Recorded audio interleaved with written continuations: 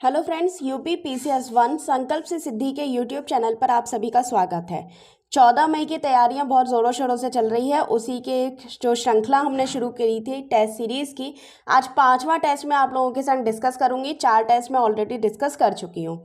तो चलिए अपने टाइम को ख़राब ना करते हुए सीधे चलते हैं अपने क्वेश्चंस पर।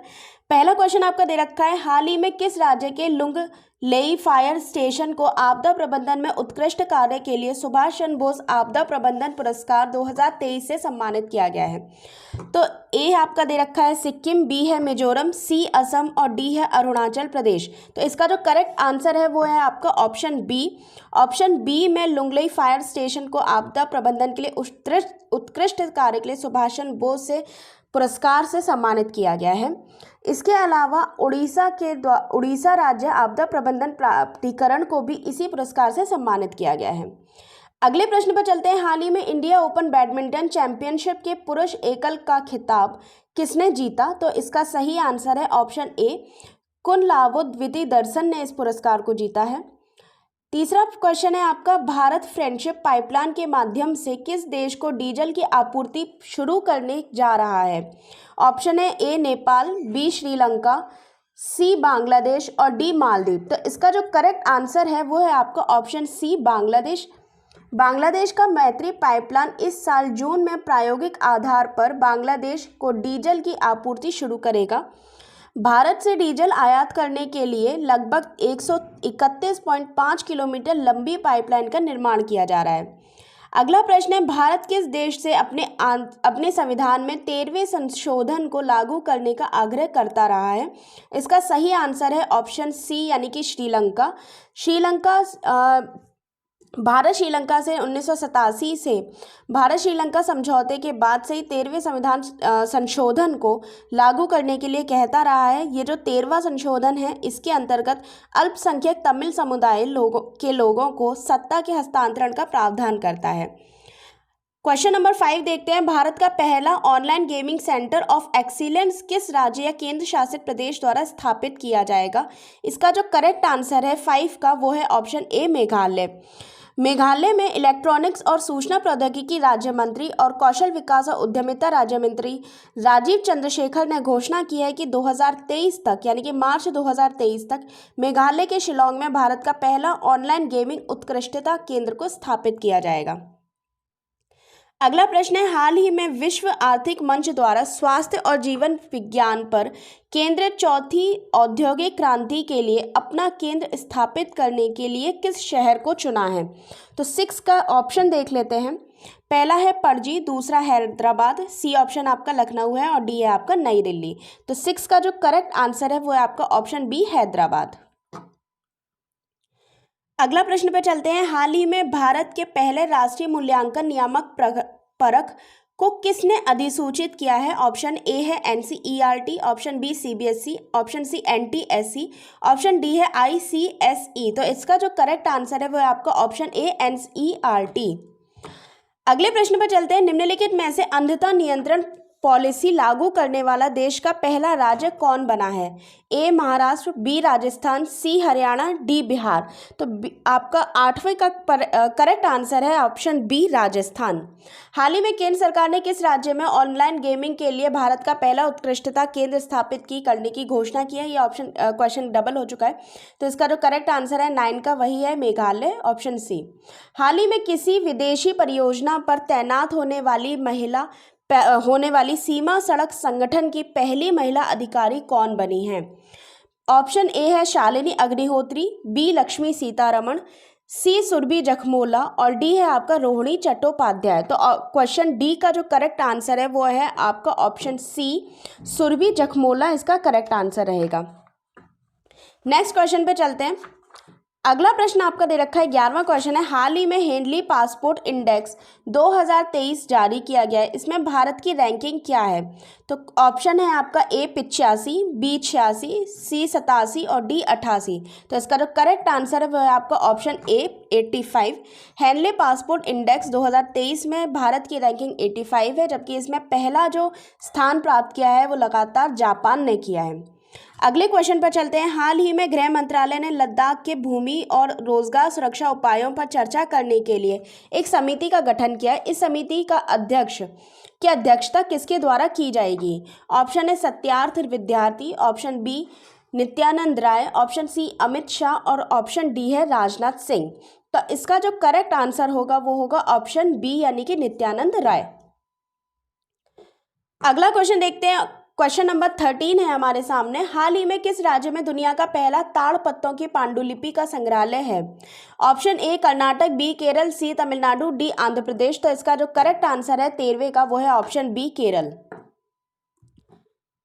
अगला क्वेश्चन देखते हैं। 14वें क्वेश्चन है। हाल ही में किस राज्य की जगह मिशन को यूएन वर्ल्ड हैबिटेट अवार्ड 2023 से सम्मानित किया गया है? ऑप्शन ए उड़ीसा, बी मध्य प्रदेश, सी बिहार और डी तेलंगाना। तो इसका जो करेक्ट आंसर है वो है आपका ऑप्शन ए उड़ीसा। उड़ीसा राज्य ने हाल ही में अपनी 5T पहला जगह मिशन को UN habitat world habitat awards 2023 को जीता है।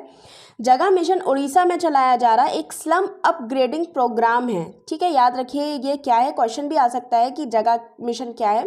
तो एक स्लम अपग्रेडिंग प्रोग्राम है। इसके तहत जगह मिशन ये उड़ीसा में 2019 में यूएन वर्ल्ड हैबिटेट अवार्ड्स पहले जीत चुका है। ठीक है, तो अगले प्रश्न पर चलते हैं। 15वां क्वेश्चन है आपका। निम्नलिखित में से किस देश ने 9 देशों के लिए module open source identity program MOSIP नामक आधार जैसा प्लेटफॉर्म विकसित किया है? तो ऑप्शन है A Italy, B Bharat, C America और डी फ्रांस। तो इसका जो करंट आंसर है ऑप्शन क्वेश्चन नंबर 15 का, तो उसका आंसर है आपका ऑप्शन बी भारत।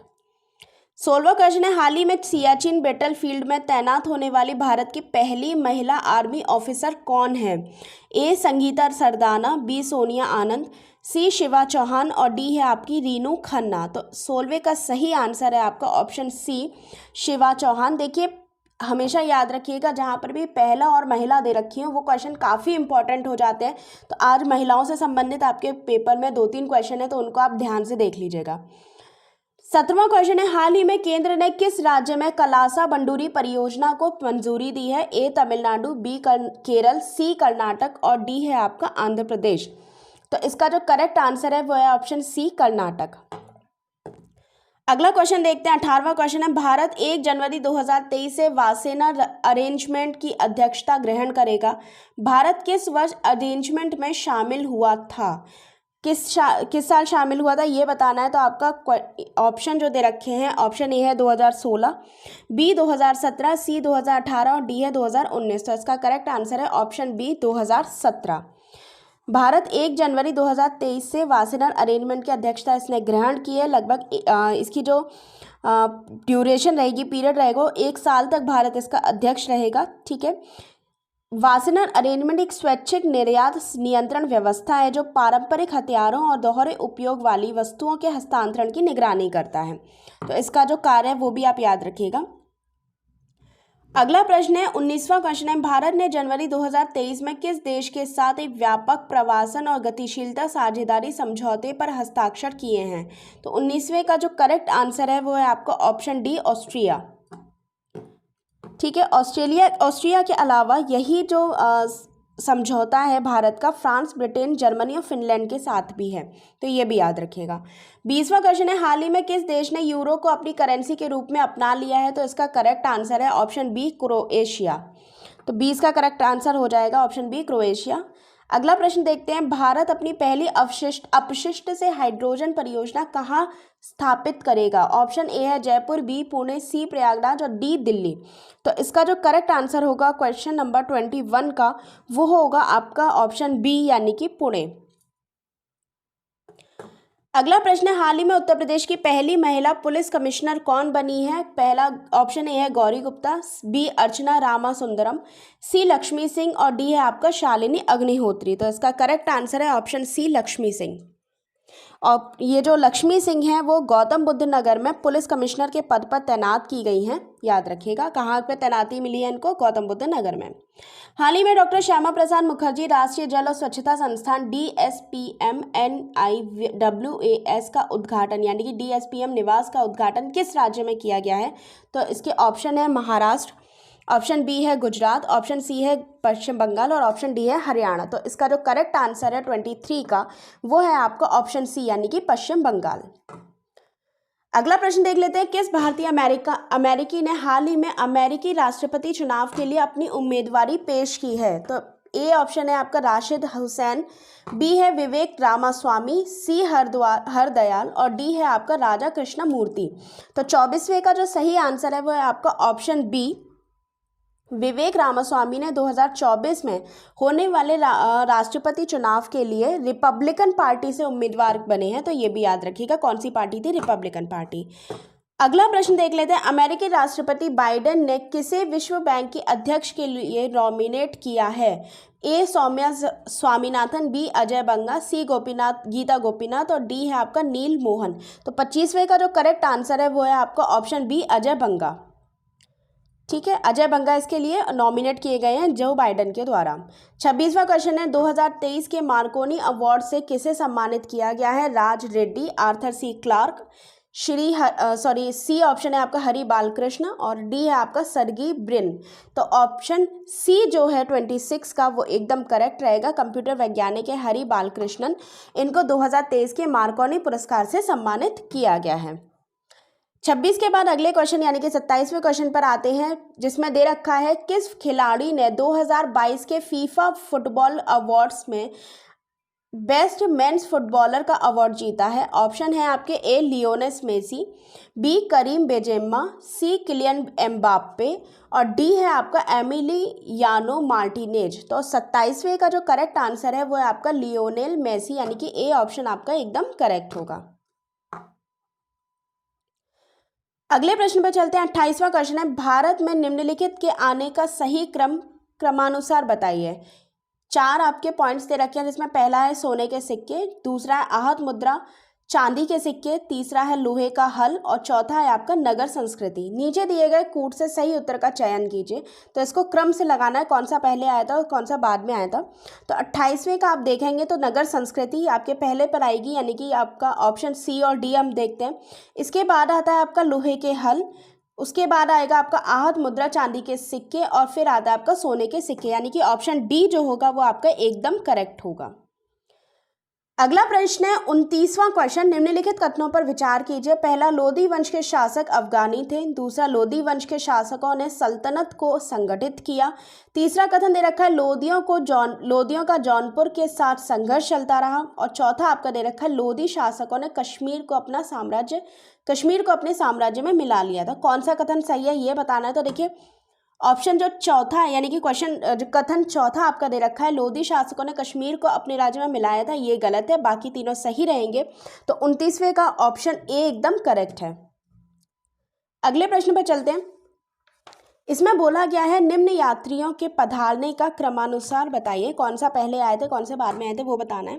तो पहले इब्न बतूता दे रखे हैं, फिर ट्रेवनियर के दे रखे हैं, तीसरे पे अलबरूनी है और चौथे पर मनूची है। तो 30वें का हम देख लेते हैं। सबसे पहले आए थे आपके अलबरूनी के बाद आपके आए थे इब्न बतूता के बाद ट्रेवनियर और उसके बाद मनूची। तो इसके हिसाब से आपका जो करेक्ट आंसर हो जाएगा वो होगा ऑप्शन बी। अगला प्रश्न दे रखा है निम्नलिखित में से कौन सा युग्म सुमेलित नहीं है। गायकवाड़ का संबंध, इसमें पेशवा और पेशवा के क्षेत्र दे रखे हैं। गायकवाड़ का संबंध बड़ौदा से है, होलकर का संबंध इंदौर से है, भोसले का संबंध नागपुर से है और चौथा आपका दे रखा है सिंधिया का संबंध जोधपुर से। तो इसमें ये जो आपके दे रखे हैं क्षेत्र उसमें सिंधिया का संबंध जोधपुर से ना होकर ग्वालियर से है। तो आपका जो करेक्ट आंसर होगा वो होगा आपका ऑप्शन डी। अगला प्रश्न दे रखा है 32वां क्वेश्चन है, दिल्ली की राजगद्दी पर अफगान शासकों के शासन का निम्नलिखित में से कौन सा एक सही कालानुक्रम है। ऑप्शन है आपके ए सिकंदर शाह, इब्राहिम लोदी, बहलोल खान लोदी। ऑप्शन बी है सिकंदर शाह, बहलोल खान लोदी, इब्राहिम लोदी। ऑप्शन सी है बहलोल खान लोदी, सिकंदर शाह, इब्राहिम लोदी और डी है आपका बहलोल खान लोदी, इब्राहिम लोदी और सिकंदर लोदी। तो इसका जो करेक्ट आंसर होगा आपका 32 का वो होगा आपका ऑप्शन सी बहलोल खान लोदी, सिकंदर शाह और इब्राहिम लोदी। अगले प्रश्न पर चलते हैं। 33वां क्वेश्चन है आपका सुमेलित कीजिए पूछा है। वास्तुशैली है उससे संबंधित राजवंश आपके दे रखे हैं। तो पहला है मेहराब की निचली सतह पर कमल कली की झालर, ये किससे संबंधित है? इसका संबंध होगा आपके खिलजी वंश से। तो याद रखिए मेहराब का संबंध खिलजी वंश से रहेगा। अष्टभुजीय मकबरों का उदय किससे संबंधित है? तो इसका संबंध है आपके तुगलक से। ठीक है, इसके बाद है स्तंभों में बोधि गोई का प्रयोग कहाँ किया गया है? तो इसका प्रयोग किया गया है आपके विजयनगर में। और झुकी हुई दीवारों के साथ विशाल आपके मुख्य द्वार हैं, इसका संबंध है शर्की से। तो इस अकॉर्डिंग आपका जो करेक्ट आंसर हो जाएगा वो होगा ऑप्शन ए, यानी कि 3 4 1 2। अगले प्रश्न पर चलते हैं। 34वां क्वेश्चन है, प्राचीन भारत में हुए सामाजिक परिवर्तनों के अनुक्रम के संबंध में कौन सा कथन सत्य नहीं है? गाय की रक्षा के कारण राजा गोपति कहलाते थे। बी, बेटी को द्रहित कहा जाता था। सी, बैल को गोवाल कहा जाता था। ऑप्शन डी है उपयुक्त में से कोई नहीं। तो इसका जो सही आंसर है वो है ऑप्शन सी है, बैल को गोवाल नहीं कहा जाता था बल्कि गोवाल कहा जाता था भैंस को। ठीक है, अगले प्रश्न पर चलते हैं। 35वां क्वेश्चन दे रखा है, सूची दे रखी है 2, सूची का मिलान करना है। दरबारी कवि सूची 1 में दे रखे हैं, उनसे संबंधित राजा को सूची 2 में दिया गया है। तो सूची ए है आपकी अमीर खुसरो। अमीर खुसरो का संबंध किससे है? कालिदास, हरिशरण और बाणभट्ट। तो देखिए अमीर खुसरो का संबंध है आपके अलाउद्दीन खिलजी से, यानी कि 1 का संबंध 4 से रहेगा। कालिदास का संबंध चंद्रगुप्त द्वितीय के, ये दरबारी कवि थे, यानी कि कालिदास का संबंध है चंद्रगुप्त द्वितीय से। हरिशेन का संबंध है आपके समुद्रगुप्त से और बाणभट्ट का संबंध है आपके हर्षवर्धन से। तो इसका जो करेक्ट आंसर हो जाएगा 35 का, वो होगा आपका ऑप्शन बी। अगला प्रश्न देखते हैं, बुलंद दरवाजा के संबंध में निम्नलिखित में से कौन सा कथन सही नहीं है? 36वां क्वेश्चन आपका दे रखा है। यह फतेहपुर सीकरी में स्थित है। इसका निर्माण अकबर की गुजरात विजय के उपलक्ष्य में करवाया गया था। यह अर्ध गुंबदीय शैली से बना हुआ है। यह तुर्की कला से प्रभावित है। तो इसका जो करेक्ट आंसर यानी कि सही नहीं पूछा है तो ऑप्शन डी इसका सही होगा, क्योंकि इसका संबंध तुर्की कला से नहीं है बल्कि ईरानी कला से है। अगले प्रश्न पर चलते हैं। 37वां क्वेश्चन है आपका दे रखा है, इसमें भी 2 सूचियां हैं और उनका मिलान करना है। सम्राट और उनके विरुद्ध, यानी कि सूची 1 और सूची 2 दे रखा है, किससे संबंध है? तो अशोक का संबंध देखिए, अशोक का संबंध है आपका प्रियदर्शी से। ठीक है, 37वां क्वेश्चन है, अशोक का संबंध आपका रहेगा प्रियदर्शी से। तो प्रियदर्शी में आप देख लेते हैं ऑप्शन 2। देखिए अशोक का संबंध प्रियदर्शी से है। समुद्रगुप्त का संबंध है परक्रमांक से। चंद्रगुप्त का संबंध है विक्रमादित्य से। ठीक है, इसके अलावा स्कंदगुप्त का संबंध होगा आपका क्रमादित्य से। तो आपका जो करेक्ट आंसर होगा 37 का जो करेक्ट आंसर है वो है आपका ऑप्शन सी। ठीक है, सी जो ऑप्शन है 2143 वो एकदम करेक्ट होगा। अगले प्रश्न पर चलते हैं। सूची 1 और सूची 2 को इसमें मिलान करना है। सूची 1 में दे रखा है निकोलो डी कोंटी, ये किसके टाइम पर आए थे? अब्दुल रज्जाक, रडुआर्क बारबोसा का संबंध किससे? कार्नाटिस नूनीस का संबंध किससे? ये बताने हैं। विदेशी यात्री और शासक के नाम बताने हैं। तो 38 का जो सही आंसर है वो है आपका ऑप्शन ए, यानी कि ये सभी एकदम करेक्टली दे रखे हैं 1 2 3 4 एकदम सामने सामने। तो इसका एक जो आंसर है वो एकदम करेक्ट हो जाएगा। अगला प्रश्न है 39वां क्वेश्चन है, भारत पर अरब आक्रमणों के संबंध में कौन सा कथन सही नहीं है? अरबों ने सर्वप्रथम सिंध पर आक्रमण किया था। सिंध भारत का पश्चिमोत्तर प्रांत है। भारत का पहला अरब आक्रमण 712 में हुआ था। अरब सिंध को जीतने में सफल नहीं हुए थे। तो इसका जो करेक्ट आंसर है वो है ऑप्शन डी, अरब सिंध को जीतने में सफल हो चुके थे। ठीक है,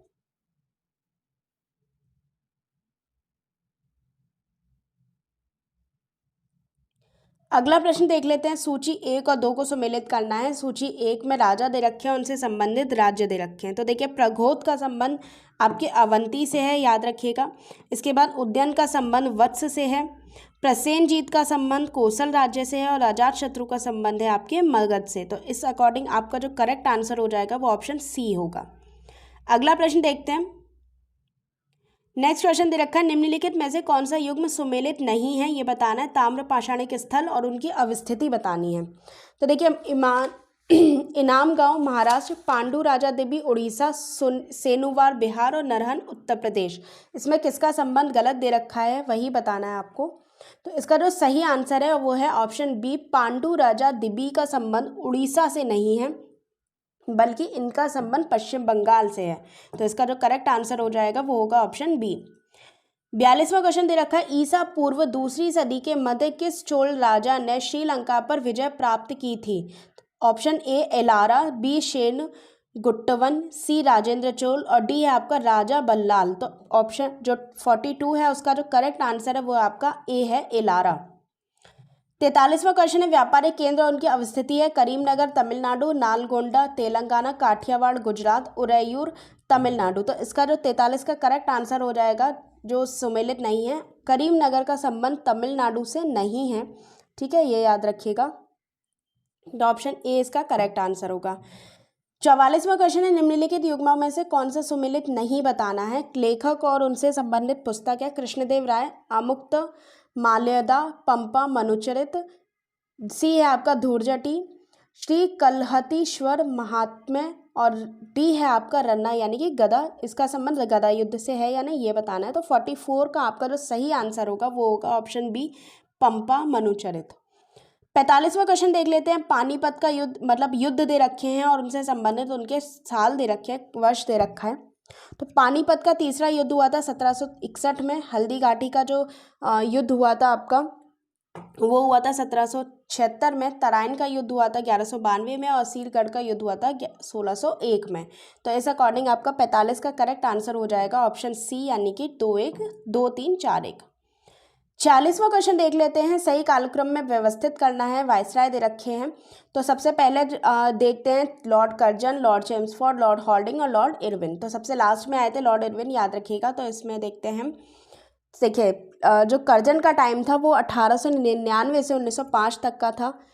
हॉर्डिंग का जो टाइम था वो था आपका 1910 से 1916 तक। चेम्सफोर्ड का टाइम 1916 से 1921 तक था और इरविन का टाइम था 1926 से 1931 तक। तो इसका जो करेक्ट आंसर है वो एकदम करेक्ट, इसको सुमेलित ही दे रखा है 1-2-3-4 याद रखिएगा। इसका जो ए आंसर है वो एकदम करेक्ट होगा। अगला प्रश्न दे रखा है सूची, इसमें भी 2 सूची है, मकबरा और उनसे संबंधित सम्राट दे रखे हैं। तो देखिए बाबर का मकबरा कहाँ है वो बताना है। तो बाबर का जो मकबरा है वो है आपका काबुल में, अकबर का मकबरा है आपका सिकंदरा में, जहांगीर का संबंध है आपके लाहौर से और शाहजहाँ का संबंध है आपका आगरा से। तो ऑप्शन सी करेक्ट होगा। अगला प्रश्न देखते हैं, सूची 1 और सूची 2 इसमें भी सुमेलित करना है। सूची 1 में समाचार पत्र है और सूची 2 में संस्थापक दे रखे हैं। दैनिक आज, द लीडर, नेशनल हेराल्ड और द पायनियर, इसका संबंध इनसे संबंधित जो लेखक है उनसे बताना है। तो देखिए दैनिक आज का संबंध है शिव प्रसाद गुप्त से, द लीडर का संबंध है आपका मदन मोहन मालवीय से, नेशनल हेराल्ड का संबंध है जवाहरलाल नेहरू से और पायनियर का संबंध है आपका जॉर्ज एलन से। तो इस अकॉर्डिंग आपका जो करेक्ट आंसर होगा वो होगा ऑप्शन ए। नीचे दिए गए कूट की सहायता से यह घटनाओं को उनके कालक्रम में व्यवस्थित कीजिए। पहला है द्वितीय विश्व युद्ध का आरंभ, दूसरा भारत छोड़ो आंदोलन, तीसरा क्रिप्स मिशन और चौथा है विश्व युद्ध की समाप्ति। तो आपका जो इसको क्रम से लगाना है, कौन सी घटना पहले हुई थी कौन सी बाद में हुई थी ये बताना है। तो देखिए इसका जो करेक्ट आंसर होगा 49 का वो होगा ऑप्शन बी, यानी कि सबसे पहले द्वितीय विश्व युद्ध का प्रारंभ हुआ था, उसके बाद क्रिप्स मिशन आया था, देन उसके बाद भारत छोड़ो आंदोलन और फिर द्वितीय विश्व युद्ध की समाप्ति हो गई थी।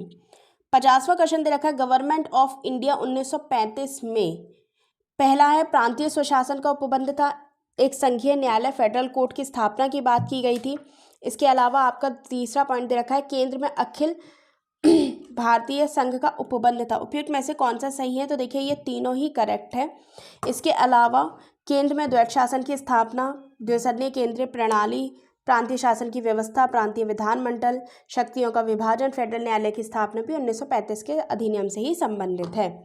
अगला प्रश्न देख लेते हैं, नीचे 2 वक्तव्य दिए गए हैं ए और आर, तो आपको बताना है कौन सा सही है। कथन और कारण है। कथन दे रखा है आपका, भारत में सूफियों के चिश्ती धर्म संघ का प्रवर्तक और सर्वप्रमुख व्यक्ति ख्वाजा मोइनुद्दीन चिश्ती हैं।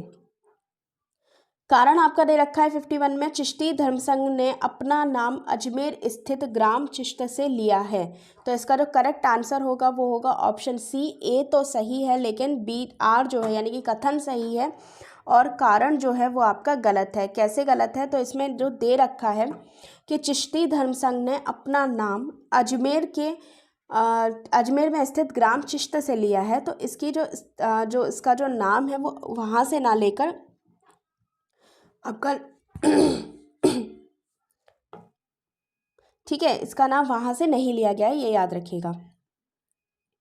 अगला प्रश्न है 52वां क्वेश्चन दे रखा है, सूची 1 और 2 को सम्मिलित कीजिए। स्थान और अंग्रेजों ने कब उसको विलय कर लिया था, यानी कि वो बताना है। तो देखिए, संभलपुर, सतारा, अवध और झांसी। तो याद रखिएगा, सबसे पहले आपका जो विलय हुआ था वो हुआ था संभलपुर का। ठीक है, तो जो आपका संभलपुर का जो विलय हुआ था 1849 में हुआ था। ठीक है, सबसे पहले सतारा का विलय हुआ था, तो 1848 में हुआ था सतारा का विलय। देन संभलपुर का हुआ था 1849 में। झांसी का विलय हुआ था 1854 में और अवध का विलय हुआ था 1856 में। तो इस अकॉर्डिंग आपका जो करेक्ट आंसर हो जाएगा वो होगा आपका ऑप्शन बी, यानी कि 2, 1, 4, 3। अगला प्रश्न दे रखा है 53वां क्वेश्चन है, निम्नलिखित घटनाओं पर विचार कीजिए। नील विद्रोह, संथाल विद्रोह, दक्कन दंगे और सिपाही विद्रोह। तो देखिए, याद रखिएगा, संथाल विद्रोह हुआ था 1855 से 1856 के बीच में। सिपाही विद्रोह 1857 में हुआ था। नील विद्रोह 1859 से 60 के बीच में हुआ था। दक्कन दंगे हुए थे 1875 में। तो इसका जो करेक्ट आंसर हो जाएगा वो होगा ऑप्शन डी, यानी कि 2, 4, 1, 3। अगला प्रश्न दे रखा है, निम्नलिखित को उसके संगठन के आधार पर क्रमवार सजाइए। पहला है बॉम्बे एसोसिएशन, बी मद्रास महाजन सभा, सी इंडियन एसोसिएशन और डी है फोर्थ है आपका इंडियन लीग। तो कूट आपका दे रखा है ए, बी, सी, डी, इसको बताना है आपका। तो देखिए, बॉम्बे एसोसिएशन की जो स्थापना हुई थी वो 1852 में दादा भाई नौरोजी के द्वारा की गई थी। इसके बाद इंडियन लीग की स्थापना सितंबर 1875 में शिशिर कुमार घोष द्वारा की गई थी। इंडियन एसोसिएशन की स्थापना जुलाई 1876 में सुरेंद्र नाथ बनर्जी और आनंद मोहन बोस द्वारा स्थापित हुई थी। इसके बाद मद्रास महाजन सभा को मई 1884 में मुदालियर, राघवाचारी, सुब्रमण्यम और चार्लू के द्वारा स्थापित किया गया था। तो इस अकॉर्डिंग आपका जो करेक्ट आंसर होगा वो ऑप्शन डी होगा। अगला प्रश्न देख लेते हैं, 55वां क्वेश्चन है, कांग्रेस के खिलाफत आंदोलन का समर्थन क्यों किया था वो बताना है। तो पहला है आपका खलीफा की पुनः स्थापना के लिए, दूसरा खलीफा को हटाने के लिए, तीसरा मुसलमानों की सहानुभूति प्राप्त करने के लिए और चौथा है जिन्ना को हाशिए पर लाने के लिए। तो इसका जो करेक्ट आंसर होगा वो यही है आपका पहला और तीसरा, यानी कि खलीफा की पुनः स्थापना करने के लिए और मुसलमानों की सहानुभूति प्राप्त करने के लिए कांग्रेस ने इसका समर्थन किया था। 55 का आपका ऑप्शन जो ए है वो एकदम करेक्ट होगा। अगले प्रश्न पर चलते हैं, 56 क्वेश्चन है आपका, पश्चिम घाट को स्थानीय तौर पर अनेक नाम दिए गए हैं। पश्चिमी घाट के स्थानीय नाम के संदर्भ में कौन सा सम्मिलित है वो बताना है। तो पहला, महाराष्ट्र का संबंध सह्याद्री से है, कर्नाटक का संबंध अन्नामलाई से है, केरल का संबंध कार्डमम से है और तमिलनाडु का संबंध नीलगिरी से है। इसमें कौन सा सही है वो बताना है आपको। तो देखिए, महाराष्ट्र, केरल और आपका तमिलनाडु ये तीनों ही करेक्ट है। कर्नाटक का संबंध अन्नामलाई से नहीं है, बल्कि अन्नामलाई का संबंध केरल से है, यानी कि ऑप्शन डी जो आपका होगा वो करेक्ट होगा। इसके बाद 57वां क्वेश्चन देखते हैं, जननांकीय लाभांश किसे निर्दिष्ट करता है। ए, कुल जनसंख्या, किसी जनसंख्या की तरुण आयु संरचना, सी, अनुभवी आयु वृद्ध लोगों का अपेक्षाकृत उच्च अनुपात और डी है आपका समृद्धतर क्षेत्रों से निर्धनतर क्षेत्रों की ओर प्रवसन। तो इसका जो करेक्ट आंसर है वो है आपका ऑप्शन बी, किसी जनसंख्या की तरुण आयु संरचना। ठीक है, ये इसके अंतर्गत 15 से 59 साल के युवा को शामिल किया जाता है जो आर्थिक रूप से कार्यशील हो, यानी कि आप याद रखिएगा, जो कार्यशील व्यक्ति है वो कार्यशील व्यक्तियों की संख्या ज़्यादा हो उसका संबंध होता है। इसके बाद अगले प्रश्न पर चलते हैं, 58वां क्वेश्चन है, सूची 1 और 2 को सम्मिलित कीजिए। नदी दे रखी है, उनका मूल स्थान और सहायक नदी दे रखी हैं। तो 58 में तापी का संबंध किससे है वो बताना है, नर्मदा, गोदावरी, कृष्णा। तो देखिए, कृष्णा का संबंध है आपके, कृष्णा का जो संबंध दे रखा है वो उसका जो उद्गम स्थल है वो महाबलेश्वर है, याद रखिएगा। इसके बाद गोदावरी, नर्मदा का जो संबंध है वो अमरकंटक से है। गोदावरी का संबंध है आपके गोदावरी का जो संबंध दे रखा है वो है आपका सतपुड़ा से। और तापी का संबंध है आपके नासिक के निकट, यानी कि नासिक के निकट से आपकी तापी नदी निकलती है। तो इस अकॉर्डिंग जो आपका करेक्ट आंसर हो जाएगा 58 का, वो होगा ऑप्शन बी।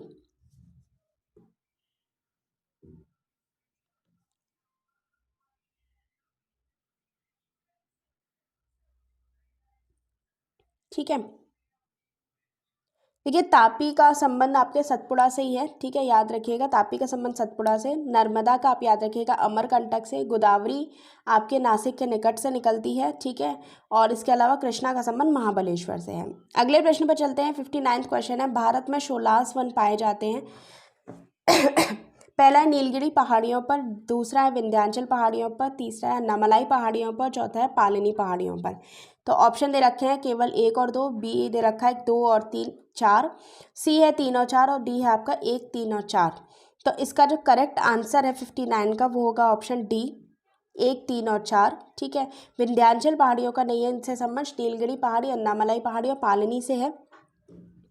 ठीक है, शीतोष्ण कटिबंधीय वनों को शोलास कहा जाता है, जो यहाँ पर पाए जाते हैं। इन वनों में पाए जाने वृक्षों को मगनलोलिया, लॉरेल, सिनकोना और वेटल, जो इनका आर्थिक संबंध है। अगला प्रश्न है, 60वां क्वेश्चन दे रखा है, ये पवनें तिब्बत के पठार के समानांतर हिमालय के उत्तर में एशिया महाद्वीप पर चलती हैं। तिब्बत की उच्चभूमि इन पवनों के प्रवाह के मार्ग में अवरोधक का काम करती है, जिसके परिणाम स्वरूप ये पवनें 2 भागों में बांट दी जाती हैं। इसकी एक शाखा तिब्बत पठार के उत्तर में और दूसरी शाखा हिमालय के दक्षिण की ओर मुड़ जाती है। तो इसका जो सही आंसर है किससे संबंधित है, इसका संबंध है जेट प्रवाह से। ठीक है, जेट प्रवाह जो कि ग्रीष्म ऋतु को छोड़कर पूरे वर्ष हिमालय के दक्षिण में पूर्व की ओर प्रवाहित होती रहती है। अगला प्रश्न दे रखा है, 61वां क्वेश्चन है। इसमें सूची 2 दे रखी है, 1 और 2, खनिज का जमाव और उनसे संबंधित राज्य दे रखे हैं। जिप्सम उड़ीसा, ग्रेफाइट गुजरात, फ्लूअर अरुणाचल प्रदेश और निकेल राजस्थान। तो इसका जो करेक्ट आंसर होगा 61 का, वो है आपका ऑप्शन सी। अगले प्रश्न पर चलते हैं। 62 यानी कि 62वां क्वेश्चन है, निम्नलिखित भारतीय राज्यों पर विचार कीजिए। बिहार, राजस्थान, मध्य प्रदेश और हरियाणा। भारत की कुल जनसंख्या 2011 में जनगणना के आधार पर राज्यों की जनसंख्या के प्रतिशत के आधार पर उपयुक्त राज्यों का सही आरोही क्रम निम्नलिखित में से कौन सा है। तो इसका जो करेक्ट आंसर होगा 62 का, वो होगा ऑप्शन सी, यानी कि सबसे पहले आपका रहेगा 62 का आपका जो क्वेश्चन का आंसर रहेगा वो होगा ऑप्शन सी। ठीक है,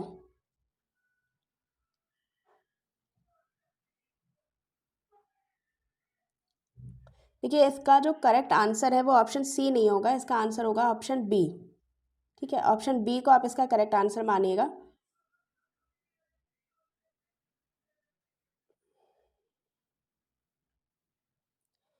देखिए इसका जो करेक्ट आंसर है वो ऑप्शन बी होगा, याद रखिएगा। क्यों होगा वो देखिए हरियाणा की जो जनसंख्या है वो 253 के अराउंड है। इसके बाद आप राजस्थान की बात करते हैं तो 6.8 के अराउंड है, मध्य प्रदेश 7.2 के अराउंड और बिहार है आपकी 10.4 के अराउंड। तो इसका जो सही क्रम होगा वो 4231 होगा, यानी कि ऑप्शन बी आपका करेक्ट है।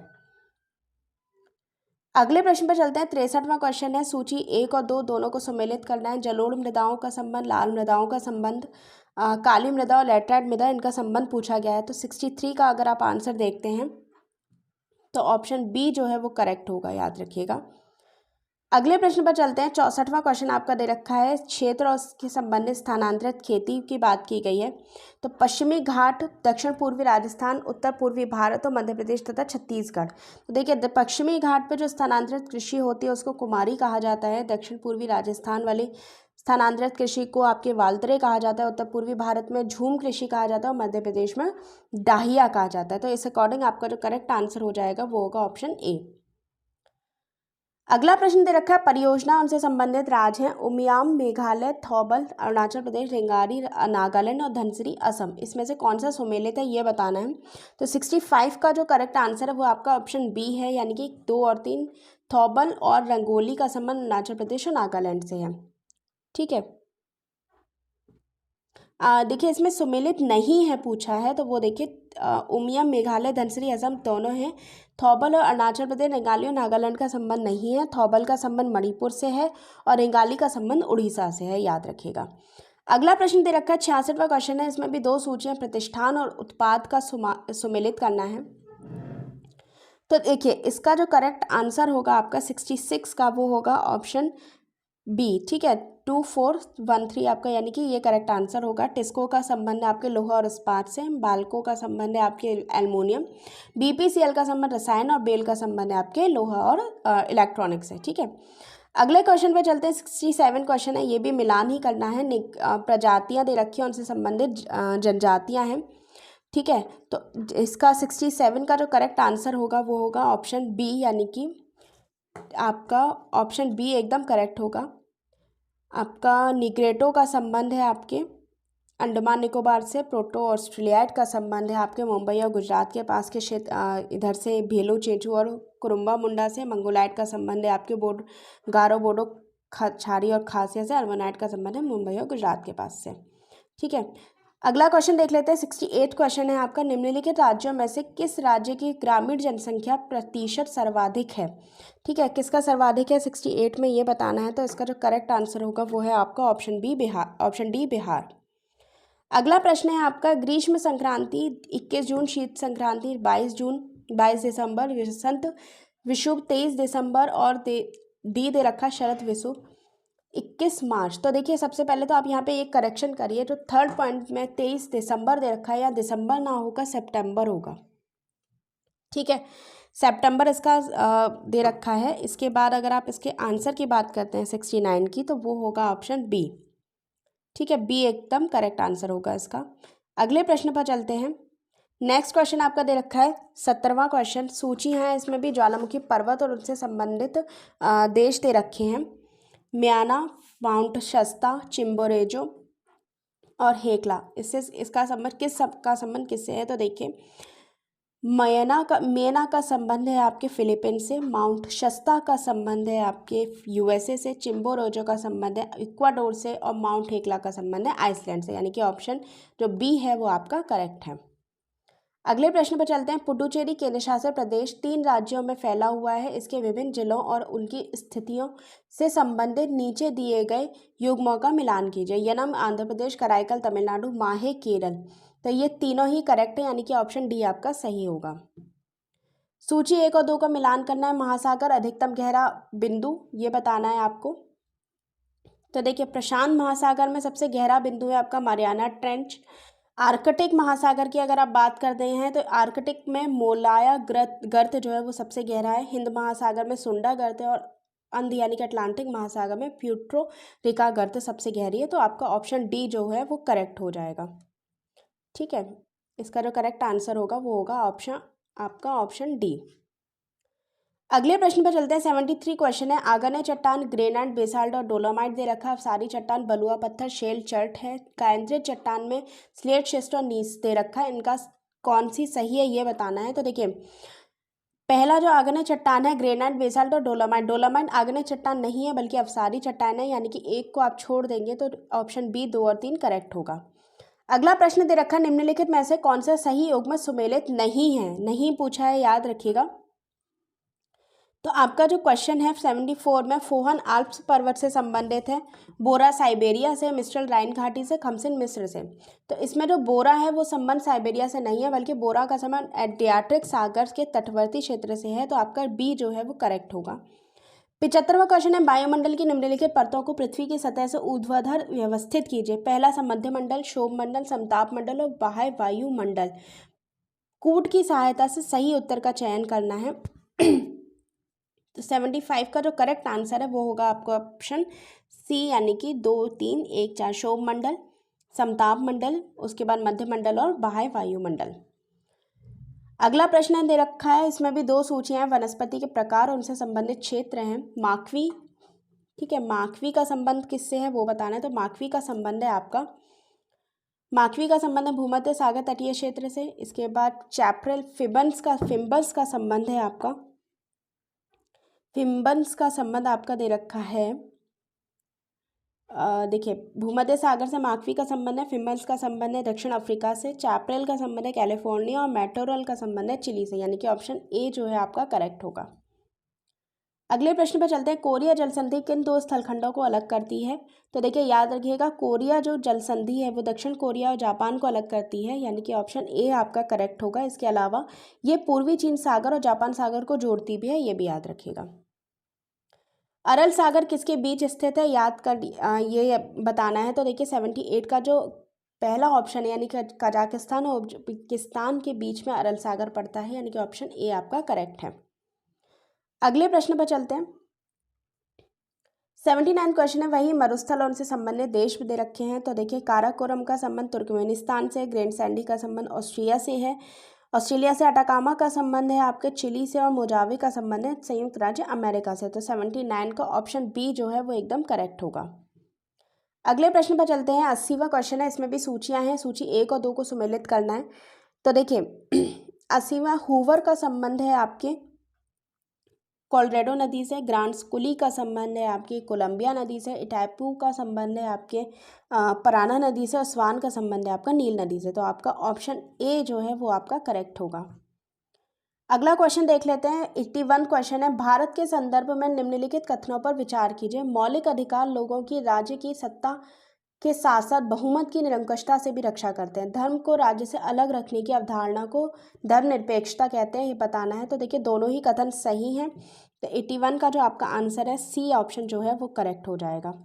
अगला प्रश्न है 82, निम्नलिखित में से भारतीय संविधान में मौलिक कर्तव्य कौन सा है? न्यायपालिका से कार्यपालिका का पृथक्करण, हमारी मिलीजुली संस्कृति की समृद्ध विरासत को संरक्षित करना, बच्चों के लिए निःशुल्क अनिवार्य शिक्षा देना, उच्च छुआछूत के परंपरा को समाप्त करना। तो इसका जो करेक्ट आंसर है वो ऑप्शन बी हो जाएगा, यानी कि बी आपका सही है, यही मौलिक कर्तव्य है। डीपीएसपी दे रखा है आपका ऑप्शन ए। इसके अलावा ऑप्शन सी और डी का संबंध फंडामेंटल राइट से है। 83वां क्वेश्चन है, राष्ट्रपति की चुनाव प्रक्रिया में निम्नलिखित में से कौन से सदस्य शामिल होते हैं? पहला है लोकसभा के सभी सदस्य, गलत है। राज्यसभा के सभी सदस्य, ये भी गलत है। तीसरा है आपका राज्य विधान परिषद के सभी सदस्य, ये भी गलत है। और चौथा दे रखा है संसद के दोनों सदस्य व सभी राज्यों की विधानसभाओं के निर्वाचित सदस्य, यानी कि केवल 4 करेक्ट है। और इसके अकॉर्डिंग आपका ऑप्शन बी जो है वो एकदम सही है। अगले प्रश्न पर चलते हैं। आपका 84वां क्वेश्चन आपका दे रखा है, निम्नलिखित में से कौन सी स्वतंत्रता मौलिक अधिकार भारतीय नागरिकों को प्राप्त नहीं है? ए सरकार की आलोचना की स्वतंत्रता, बी सशस्त्र विद्रोह में भाग लेने की स्वतंत्रता, सी है सरकार बदलने के लिए आंदोलन शुरू करने की स्वतंत्रता, और डी है आपका सरकार की नीतियों के विरोध करने की स्वतंत्रता। तो इसमें जो ऑप्शन बी है आपका वो करेक्ट होगा। ये स्वतंत्रता भारतीय नागरिकों को प्राप्त नहीं है। आपको पता है कि मौलिक अधिकार जो दे रखे हैं उनमें आर्टिकल 19 में 6 प्रकार की स्वतंत्रता हैं, जिसमें वाक एवं अभिव्यक्ति की स्वतंत्रता सबसे पहले आती है। इसके अलावा सम्मेलन की स्वतंत्रता, निवास की स्वतंत्रता, ये सारी स्वतंत्रताएं दे रखी हैं, लेकिन उसमें सशस्त्र विद्रोह में भाग लेने की स्वतंत्रता नहीं है। अगला प्रश्न है 85 क्वेश्चन है, राज्य के नीति निदेशक तत्व किस प्रकार मौलिक अधिकार से भिन्न है? पहला है निदेशक तत्व केंद्र सरकार के लिए और मौलिक अधिकार राज्य सरकारों के लिए है। निदेशक तत्व न्यायालय में प्रवर्तनीय है जबकि मौलिक अधिकार प्रवर्तनीय नहीं है। सी है निदेशक और मौलिक अधिकार दोनों न्यायालय में वादी योग्य, उपयुक्त में से कोई नहीं। तो 85 का जो करेक्ट आंसर हो जाएगा, इसमें पूछा है किस प्रकार से भिन्न है।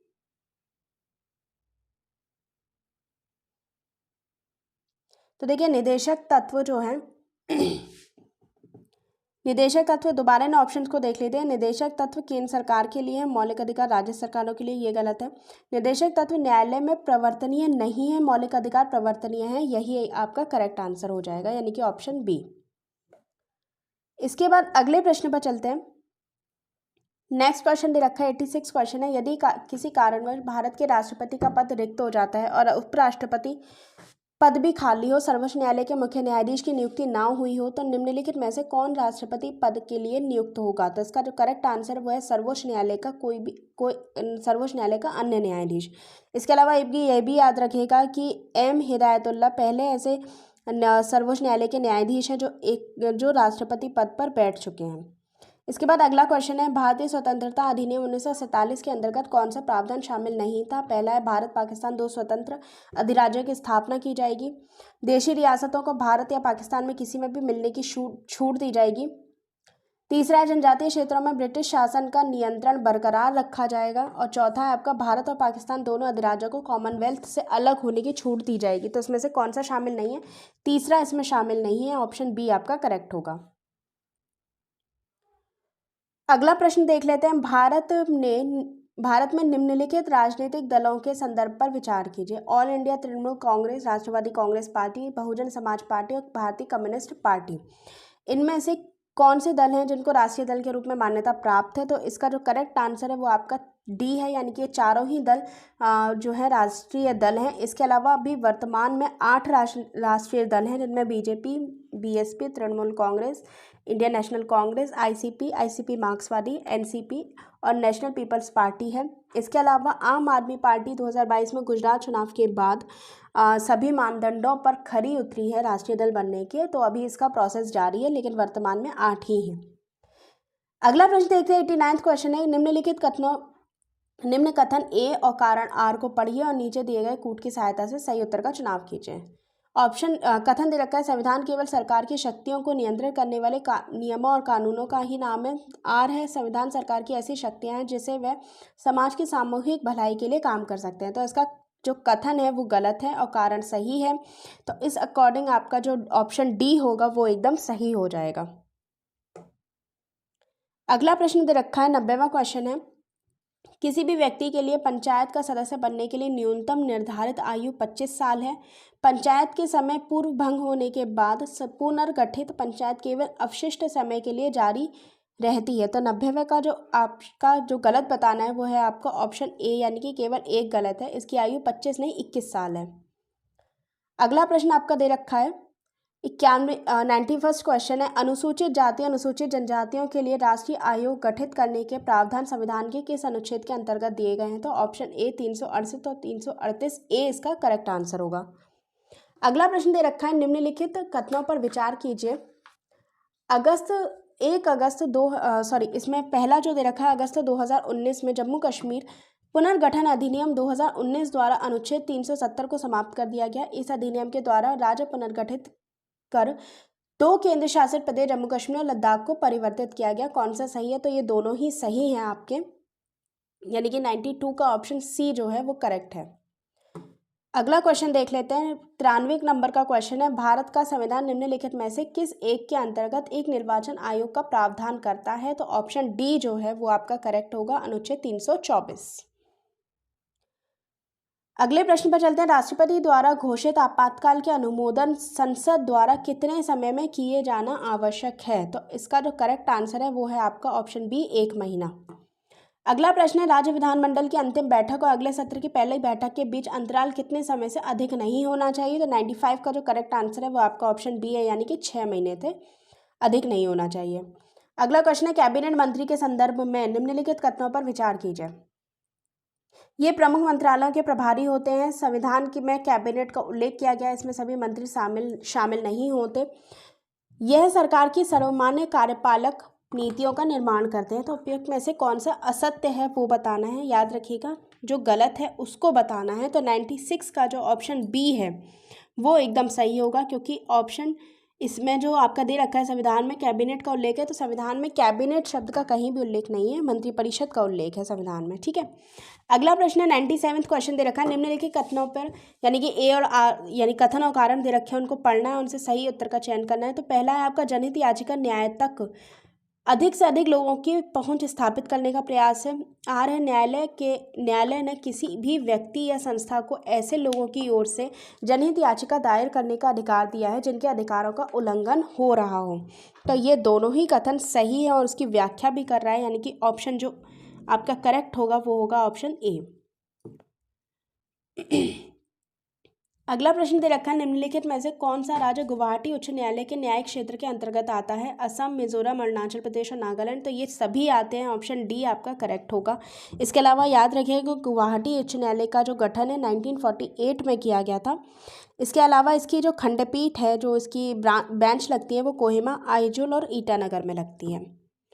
अगला क्वेश्चन दे रखा है, निम्नलिखित में से कौन सी किसी राज्य के राज्यपाल द्वारा दी गई विवेकाधीन शक्तियां हैं? तो पहला है भारत के राष्ट्रपति को राष्ट्रपति शासन के अधिरोपित करने के लिए रिपोर्ट भेजना, मंत्रियों की नियुक्ति करना, राज्य विधानमंडल द्वारा पारित कतिपय विधेयकों को भारत के राष्ट्रपति के विचार के लिए आरक्षित रखना और राज्य सरकार के कार्य संचालन के लिए नियम बनाना। तो इसका जो करेक्ट आंसर है विवेकाधीन शक्तियाँ पूछी हैं तो पहला और तीसरा सही है, यानी कि ऑप्शन बी आपका करेक्ट होगा।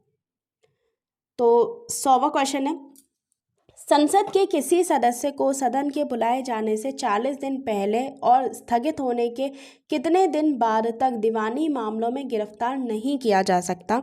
तो इसका जो करेक्ट आंसर है वो है आपका ऑप्शन बी, 40 दिनों तक, 40 दिन पहले और 40 दिन बाद तक आप गिरफ्तार नहीं कर सकते। लेकिन ये जो व्यवस्था है वो केवल दीवानी मामलों में है, फौजदारी मामलों में नहीं है, याद रखिएगा। 101वां क्वेश्चन है, राष्ट्रीय मानवाधिकार आयोग के अध्यक्ष एवं अन्य सदस्यों की नियुक्ति के लिए सिफारिश करने वाली समिति का कौन सदस्य नहीं होता है? तो ए प्रधानमंत्री, बी लोकसभा का अध्यक्ष, सी लोकसभा में विपक्ष का नेता और डी आपका राज्यसभा का सभापति। तो इसका जो करेक्ट आंसर है वो है ऑप्शन डी, राज्यसभा का सभापति इस समिति के सदस्य नहीं होते हैं। इस समिति के सिफारिश पर राष्ट्रपति मानवाधिकार के आयोग के अध्यक्ष का नियुक्त करता है। ठीक है, अध्यक्ष और सदस्यों को नियुक्त करता है, याद रखिएगा। अगला क्वेश्चन दे रखा है, 102वां क्वेश्चन है, भारत का प्रतीक चिन्ह सिंह स्तंभ 26 जनवरी 1950 को अपनाया गया। सिंह स्तंभ के फलक पर दाईं ओर सांड और बाईं ओर एक गतिमान घोड़ा अंकित है। तीसरा आपका दे रखा है, भारत के राजकीय चिन्ह का उपयोग राजकीय अनुचित उपयोग निषेध अधिनियम 2005 के अंतर्गत नियंत्रित है। उपयुक्त में से कौन सा कथन सही है वो बताना है। तो 102 का आपका जो ऑप्शन है डी वो एकदम करेक्ट होगा, ये तीनों ही कथन सही हैं। 103वां क्वेश्चन है, 52वां संविधान संशोधन दे रखे हैं, उनसे संबंधित प्रावधान है। तो देखिए 52वां का संबंध है आपका दल बदल कानून से।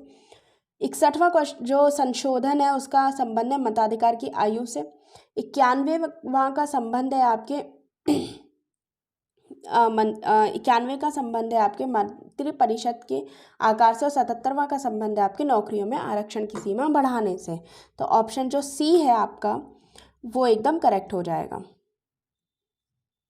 ठीक है, अगले प्रश्न पे चलते हैं। उबलते जल की तुलना में उसी ताप की भाप प्राय अधिक गंभीर जलन देती है, इसका कारण क्या है? तो इसका सही कारण होगा वाष्पन की गुप्त ऊष्मा होती है, तो यानी कि ऑप्शन ए आपका करेक्ट होगा। 105वां क्वेश्चन है, कोयला पेट्रोलियम और प्राकृतिक गैस ऊर्जा के परंपरागत स्रोत है। दूसरा है आपका तापीय विद्युत संयंत्र के द्वारा विद्युत ऊर्जा ऊष्मीय ऊर्जा में रूपांतरित की जा सकती है। तो इनमें से कौन सा कथन सही है वो बताना है। तो 105 का जो सही आंसर है वो है आपका ऑप्शन ए, यानी कि केवल एक सही है। उसके बाद है विद्युत मोटर क्या है, विद्युत मोटर किस तरीके से है। तो पहला है ऊष्मा को विद्युत ऊर्जा में बदलती है, विद्युत ऊर्जा को ऊष्मा में बदलती है, विद्युत ऊर्जा को यांत्रिक ऊर्जा में बदलती है और उपयुक्त में से कोई नहीं। तो 106 का सही आंसर है आपका ऑप्शन सी, विद्युत ऊर्जा को यांत्रिक ऊर्जा में बदल देती है। इसके बाद अगला प्रश्न दे रखा है, जल में वायु का बुलबुला जिसकी भांति व्यवहार करता है वह है। तो इसका जो करेक्ट आंसर है 107 का वो है आपका ऑप्शन डी, यानी कि अवतल लेंस की भांति। अगला प्रश्न है, तारे अपनी ऊर्जा प्राप्त करते हैं नाभिकीय संलयन से, गुरुत्वीय और संकुचन से, रासायनिक अभिक्रिया से और नाभिकीय विखंडन से। तो इसका जो करेक्ट आंसर हो जाएगा वो होगा आपका ऑप्शन 1 और 2 इसमें सही है 108 में, तो यानी कि ऑप्शन जो ए है वो आपका करेक्ट हो जाएगा। अगला प्रश्न आपका दे रखा है, जेनर डायोड का उपयोग किया जाता है वोल्टा नियंत्रक के रूप में, फोटोडायोड में, ट्रांसफार्मर में और जनित्र में। तो इसका जो सही आंसर है वो है आपका ऑप्शन ए, यानी कि वोल्टता नियंत्रक के रूप में। 110वां क्वेश्चन आपका दे रखा है, निम्नलिखित इसमें भी वही है, कारण और कथन दे रखा है। कथन है आपका गामा किरणों की भेदन क्षमता अल्फा किरणों से अधिक होती है। कारण है आपका गामा किरणें तरंगदैर्घ्य अल्फा किरणों से कम होती है। तो इसका सही आंसर है ऑप्शन ए, यानी कि ये दोनों कथन सही हैं और इसकी व्याख्या भी कर रहा है। अगला प्रश्न है, निम्नलिखित कथन ए और आर को पढ़िए और नीचे दिए गए कूट की सहायता से सही उत्तर का चुनाव करिए। ए दे रखा है, यानी कथन दे रखा है, द्रव्य में भौतिक परिवर्तन इसके संगठन और प्रकृति में परिवर्तन लाते हैं। भौतिक परिवर्तन में अवस्था तथा रंग में अंतः परिवर्तन होता है। तो 111 का जो सही आंसर है वो है आपका ऑप्शन डी, यानी कि कथन तो गलत है लेकिन कारण सही है।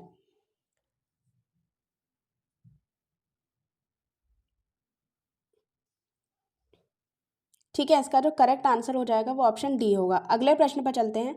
112वां क्वेश्चन है, निम्नलिखित में से कौन सा कथन क्षारीय धातुओं का विशेष गुण नहीं है? मांग का निम्न होना, विद्युत ऋणात्मकता का कम होना, इसके बाद है आपका आयनन विभव का उच्च होना और इनके आयनों को उत्कृष्ट गैसों से आयनों का सम इलेक्ट्रॉन का होना। तो इसका जो करेक्ट आंसर होगा वो होगा ऑप्शन सी, आयनन विभव का उच्च होना। ठीक है, ये क्षारीय धातुओं का विशेष गुण नहीं है, इनका निम्न गुण होता है। क्षारीय धातुएं मुलायम होती है, हिमांक आयनन विभव विद्युत ऋणात्मकता निम्न होती है। इन धातुओं द्वारा निर्मित आयन उत्कृष्ट गैसों को सम इलेक्ट्रॉनिक कहते हैं या सम इलेक्ट्रॉनिक होते हैं। अगले प्रश्न पर चलते हैं। 113वां क्वेश्चन है, गहरे समुद्र में गोताखोरों को निम्नलिखित में से एक गैस मिश्रण का उपयोग करते हैं, वो क्या है? तो इसका सही आंसर है हीलियम और ऑक्सीजन का मिश्रण, यानी कि ऑप्शन ए जो है वो आपका करेक्ट होगा। ठीक है, हीलियम जो वायु के स्थान पर सांस लेने के लिए इसका प्रयोग किया जाता है, क्योंकि अधिक दाब के कारण हीलियम रक्त में विलय हो जाती है। अगला क्वेश्चन देखते हैं, निम्नलिखित में से कौन सा विस्फोटक नहीं है? नाइट्रोक्लोरोफॉर्म, टीएनजी, टीएनटी और पोटेशियम क्लोरेट। तो इसका जो सही आंसर है वो है आपका नाइट्रोक्लोरोफॉर्म। ये आपका विस्फोटक नहीं है, ये निश्चेतक के रूप में ऑपरेशन से पहले बेहोश करने के लिए प्रयोग किया जाता है। अगला प्रश्न दे रखा है, इसमें भी कथन और कारण है। पहला कथन दे रखा है, कृत्रिम प्रक्षालक अपमार्जक कठोर जल में अधिक झाग बना सकते हैं। कारण है, कृत्रिम प्रक्षालक कठोर जल के साथ कैल्शियम और मैग्नीशियम के घुलनशील लवण बनाते हैं। तो इसका जो सही आंसर है वो ऑप्शन ए है, यानी कि दोनों ही सही हैं और उसकी व्याख्या भी सही की गई है। अगला प्रश्न है आपका, निम्नलिखित में से कौन वायु का अकार्बनिक गैसीय प्रदूषक है? Phosgene, hydrogen cyanide, hydrogen sulphide और मीथेन। तो इसका जो करेक्ट आंसर होगा वो आपका होगा ऑप्शन बी, यानी कि 2 और 3। हाइड्रोजन साइनाइड, हाइड्रोजन सल्फाइड जो है वो अकार्बनिक गैसीय प्रदूषक है। इसके अलावा फॉस्जीन, मीथेन कार्बन गैसीय प्रदूषक हैं। अकार्बनिक में इसके अलावा carbon dioxide, carbon monoxide, sulphur dioxide, nitric oxide, nitrogen dioxide भी शामिल होते हैं। 117वां क्वेश्चन देख लेते हैं, उत्परिवर्तन का सिद्धांत किसने दिया है? तो ये दिया है आपके ड्रीवरेज ने। इसके बाद आपके बात करते हैं हम, विकास का सिद्धांत दिया है आपके डार्विन ने। एक जीन के एंजाइम की परिकल्पना दी है आपके ये दिया है आपके बीडल और टैटम ने। इसके अलावा ऑपरेशन अवधारणा दी है जैकब और मोनोड ने। तो इस अकॉर्डिंग आपका जो सही आंसर होगा वो होगा ऑप्शन बी, यानी कि 4, 3, 1, 2। अगला प्रश्न दे रखा है, इसमें भी सुमेलित करना है। तो देखिए, प्रकंद का संबंध किससे है? अदरक से है। स्तंभ कंद का संबंध आलू से है। शल्क कंद का संबंध है आपके लहसुन से और घनकंद का संबंध है जिमीकंद और सूरन से। तो इसका जो करेक्ट आंसर हो जाएगा वो होगा ऑप्शन सी, यानी कि 3, 4, 1, 2। अगला क्वेश्चन दे रखा है, मानव शरीर के क्षुद्रांत के 3 संरचनात्मक भागों की लंबाई का कौन सा सही ह्रासमान क्रम है?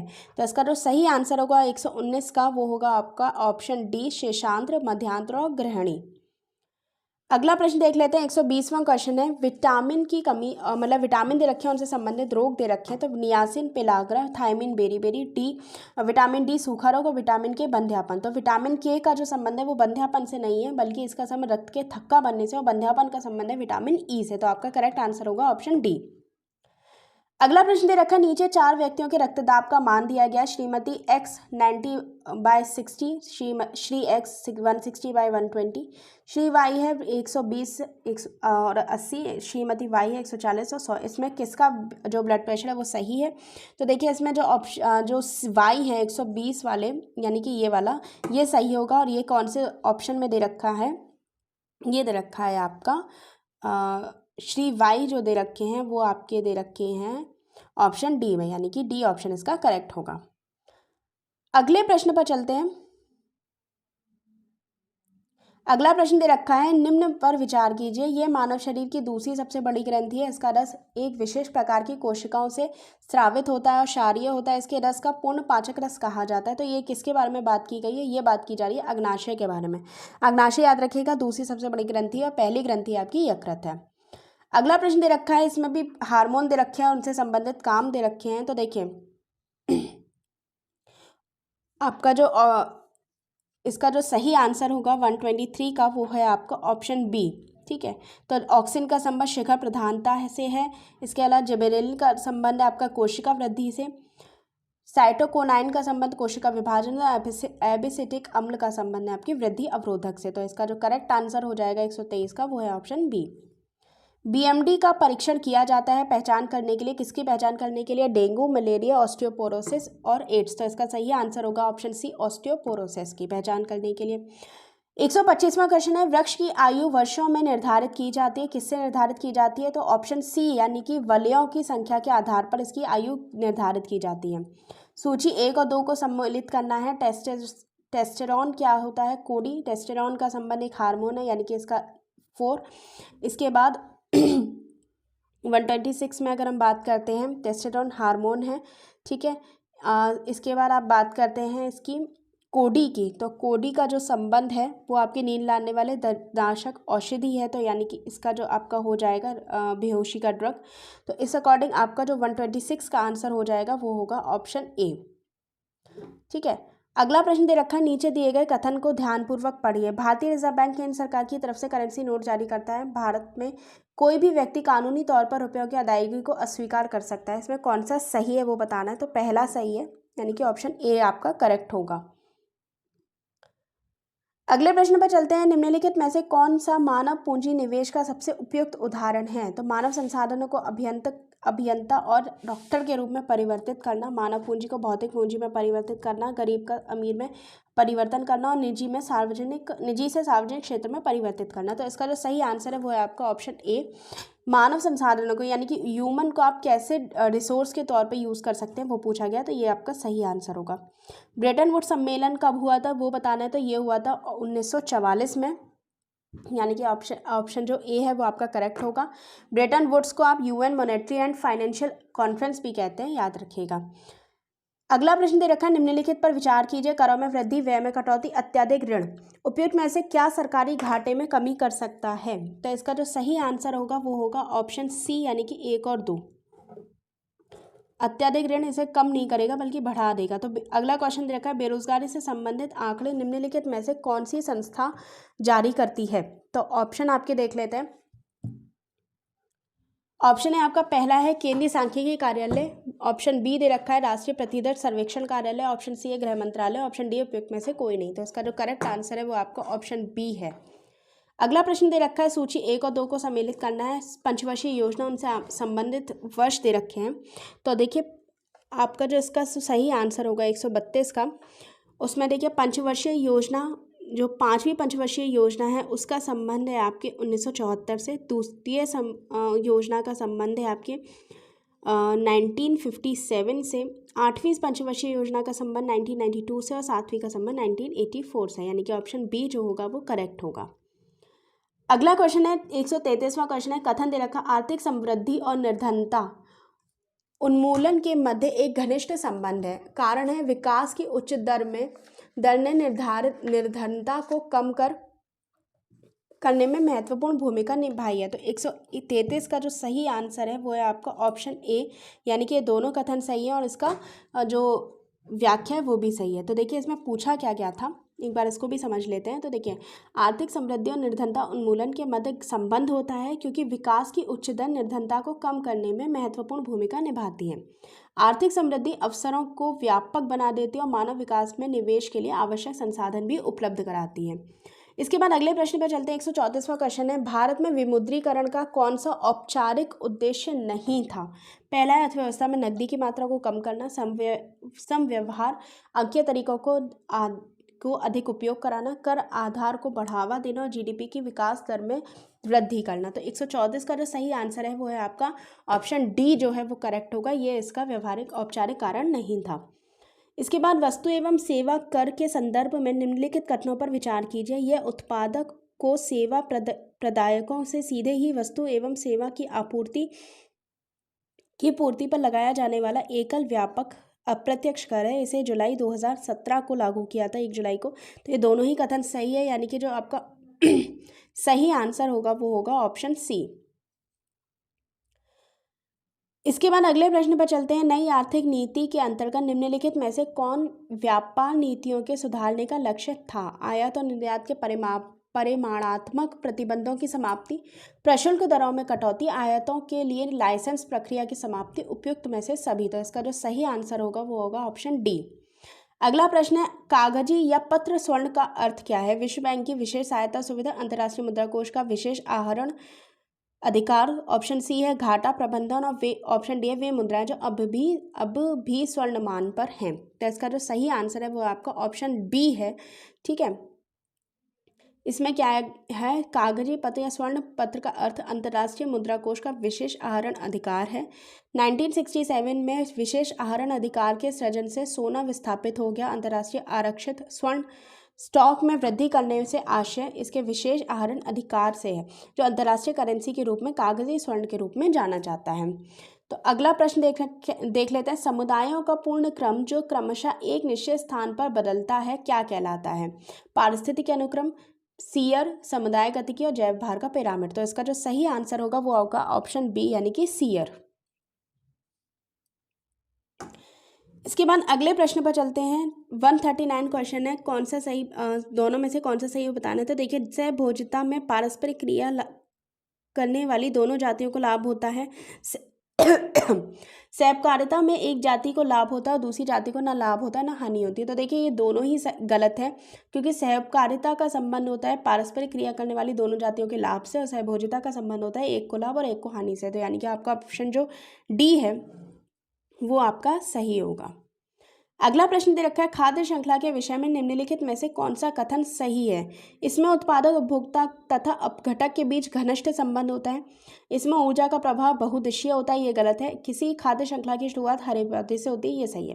तो इसमें जो दूसरा है वो गलत होगा, क्योंकि ऊर्जा को वो जो प्रवाह है वो एक दिशीय होता है, यानी कि 2 आपका गलत है। इस अकॉर्डिंग आपका ऑप्शन सी जो है वो करेक्ट हो जाएगा। एक पारिस्थितिकी तंत्र के विभिन्न घटकों से होकर पोषक तत्वों का गुजरना क्या कहलाता है? तो ये कहलाता है आपका जैव भू रसायन चक्र, यानी कि 144 का आपका ऑप्शन ए करेक्ट है। अगला प्रश्न दे रखा है, पर्यावरणीय प्रदूषक हाइड्रोजन सल्फाइड के संबंध में कौन से कथन सही है? हाइड्रोजन सल्फाइड के मुख्य स्रोत जलीय आवासों में शैवाल वनस्पति और प्राणी पदार्थ हैं। दूसरा, सल्फर के झरने, ज्वालामुखी उद्गार, कोयला खदान और सीवर भी हाइड्रोजन सल्फाइड उत्सर्जित करते हैं। तीसरा, यह मानवों में कैंसर उत्पन्न करने